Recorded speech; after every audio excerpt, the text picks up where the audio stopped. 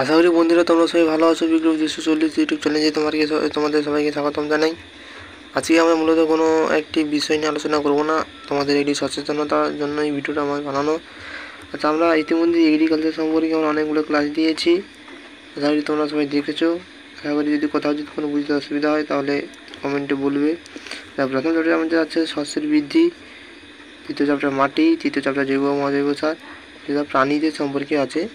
ঠিক আছে, আমরা প্রাণীকে পালন করব না করব, এছাড়াও আমরা আচ্ছা দিতে পারে না এই চ্যাপ্টার থেকে প্রশ্ন বা কী পড়বো তোমরা আশা করি তোমরা সবাই জানো, তো আমি একবার বলে দিচ্ছি। এখানে প্রাণীদের আমরা কীভাবে পালন করব না করব, কী পদ্ধতিতে করব। ধরো আমাদের মুরগি পালন করব, মুরগির কী কী লক্ষণ দেখতে পাবো সেইগুলো আলোচনা করব। আচ্ছা, আমরা জানি আমাদের পরীক্ষা হচ্ছে সেপ্টেম্বরের 9 তারিখে। সেপ্টেম্বরের 9 তারিখে আমাদের পরীক্ষা। তার আগেই আমি এই যে পারতামিতি শস্যের বৃদ্ধি থেকে করে দিয়েছি, এবং আমি এখান থেকে কয়েকটি মডেল সেটও দিয়ে দেবো।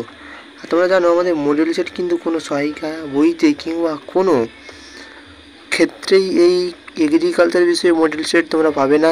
আমি নিজে হাতে তৈরি করব, সম্পূর্ণ নিজের হাতে তৈরি করা মডেল সেট, কারোর কপি করা নয়।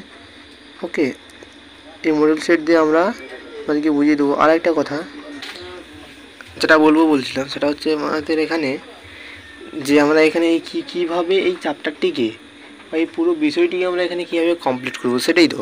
দেখো, শস্য বৃদ্ধি থেকে আসছে আমাদের 6টা মার্ক। সেই 6টা মার্ক আসুন, 6 পেতে হলে তোমাদের বই খুঁটে পড়তে উপরন্ত আমি যে ক্লাসগুলো দিয়েছি ওইগুলো পড়লেই এনাফ। এবং যে মডেল সেটগুলো এই চ্যাপ্টার থেকে আমি দেবো, এইগুলো করলে এখানে কভার। দেখো, মাটি থেকে 10 থাকবে, একটা বড়ো মার্ক, এবং জৈব রাসায়ন থেকে 10 থাকবে।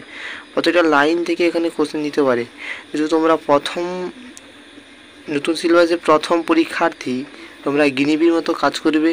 যে তোমাদের উপরে কী পরীক্ষা হবে সেটা আমরাও জানি না, কারণ আমাদের কোনো অভিজ্ঞতাও নেই, গত বছরের কোশ্চেনও হাতে নেই, তোমরাই প্রথম। তাই প্রশ্নের ভান্ডার কিন্তু প্রচুর থাকবে, বারে বলছি। তবে মন দিয়ে এখন থেকেই স্টাডি করো। আমি জানি অনেকেই আগে থেকে স্টাডি করেছে, যারা এখনও শুরু করোনি আমি বলি তারা শুরু এখন থেকেই করলেই এই চ্যাপ্টারে 6-এর 6 এবং 10-এর 10, 9-এর 9, 10-এর 10 সব সম্পূর্ণ। আমি 35-35 নাই পেলাম, 33-34 তো পেতেই পারি অনায়াসে। সেই ব্যাপারটাই আমি বলছি। যারা এখনও পড়া চালু করোনি তারা সবাই চালু করে দাও। আজকের এই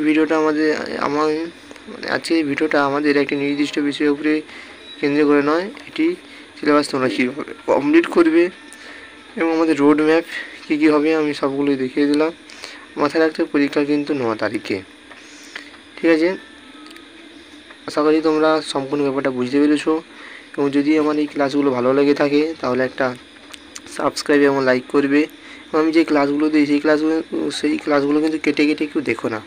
বাইরে বলছি, কেটে দেখলে তোমাদের বুঝতে অসুবিধা হবে। ধরো আমি একটা সম্পূর্ণ এই ক্লাস দিলাম, যে আমি বলতেই পারি এই ক্লাসের মাঝখানে আমি একটা গুরুত্বপূর্ণ কথা বা আলোচনা করতে, তোমরা যে সেক্ষেত্রে যদি এখান থেকে বেরিয়ে গিয়ে এখানে এসে দেখো, সেই আলোচনাটা তোমরা দেখতে পাবে না।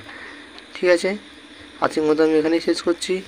ধন্যবাদ, সবাই ভালো থাকবে, সুস্থ থাকবে।